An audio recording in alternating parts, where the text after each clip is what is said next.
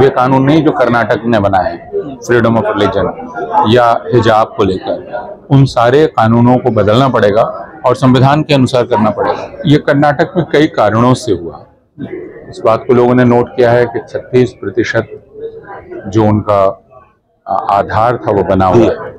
आप जब भी हिंदू राष्ट्र की बात करते हैं, आप दरअसल संविधान विरोधी बात करते हैं और आप एक आपराधिक बात। इस स्पीच के बावजूद नतीजा उस तरह से नहीं आया जैसा चाहते थे, तो क्या कुछ बदलाव होगा आइडियोलॉजी में? ये कर्नाटक में कई कारणों से हुआ।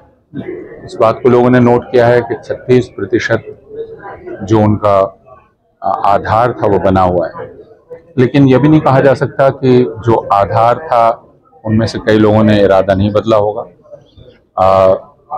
कई कारणों से हुआ, लेकिन सबसे बड़ा कारण था वहाँ विपक्ष का यकीन के साथ लड़ना और विचार के स्तर पर भी समझौता नहीं करना। तो यह भी जनता को दिखलाई पड़ना चाहिए कि आप यकीन के साथ इनके खिलाफ खड़े हैं। कोई एक फॉर्मूला नहीं है। कर्नाटक एक अलग राज्य है, उसकी परंपरा अलग है, उसका इतिहास अलग है। उसके बावजूद हम जानते हैं कि कर्नाटक में नफरत की जड़ें बहुत गहरी हो गई। इस नतीजे से हम बहुत एक राहत है, लेकिन हम ये नहीं कह सकते कि नफरत खत्म हो गई, क्योंकि वो जहर बहुत भीतर तक गया है। वहाँ हिंसा जिस प्रकार होती रही है पिछले 5 वर्षों में, उस हिंसा को हम भूल न जाएं। इस नतीजे के आखिर उस हिंसा में लोग शामिल रहे, उस हिंसा का समर्थन करने वाले लोग वहाँ रहे। तो क्या उम्मीद की जा सकती है कांग्रेस से कि उस पर लगाम लगाएगी जिस तरह से वादा किया गया? देखिए, अब एक ही मांग हिंदुस्तान में की जा सकती है, मुसलमानों की ओर से, ईसाइयों की ओर से, कुछ हद तक दलितों की ओर से भी, कि हिंदुस्तान में कानून का राज कायम होना चाहिए।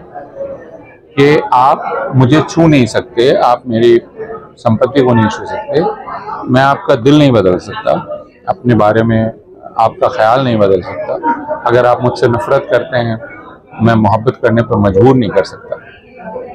लेकिन आपकी नफरत के चलते आप मुझे पीटें, आप मुझे मारें, आप मेरे रोजी रोटी छीन लें, यह इजाज़त नहीं दी जा सकती। और यह तभी हो सकता है जब कानून का राज कायम हो।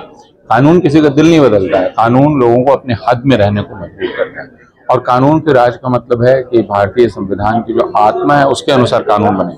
वे कानून नहीं जो कर्नाटक ने बनाए, फ्रीडम ऑफ रिलीजन या हिजाब को लेकर, उन सारे कानूनों को बदलना पड़ेगा और संविधान के अनुसार करना पड़ेगा। मैं ये मानता हूँ कि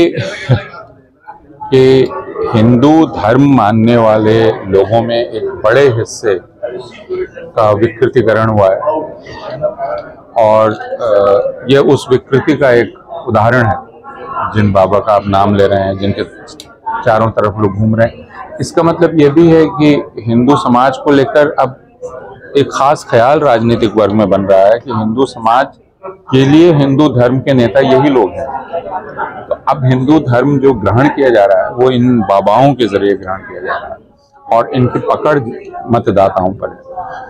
हिंदू समाज को सोचने की जरूरत है कि उसका ऐसा पतन कैसे हो गया, उसका ऐसा पतन कैसे हो गया कि उसके धार्मिक गुरु इस प्रकार के लोग हो गए, और उसके बारे में यह समझ कैसे राजनीतिक दलों में बन गई कि जब तक ऐसे इस प्रकार के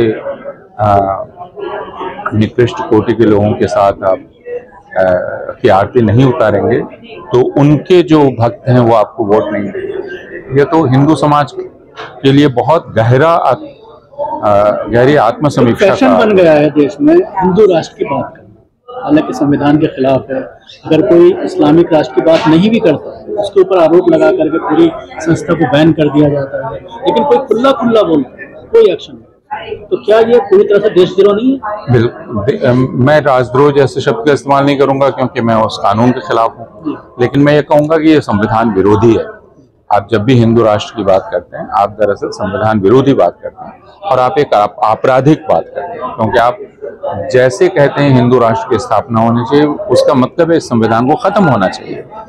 तो फिर आप एक सबसे बड़ा अपराध कर रहे हैं, इस मुल्क को खत्म करने का अपराध, इसकी बुनियाद को खत्म करने का अपराध, और इसकी इजाजत नहीं दी जा सकती, नहीं दी जानी चाहिए। एक फिल्म आई है केरला स्टोरी,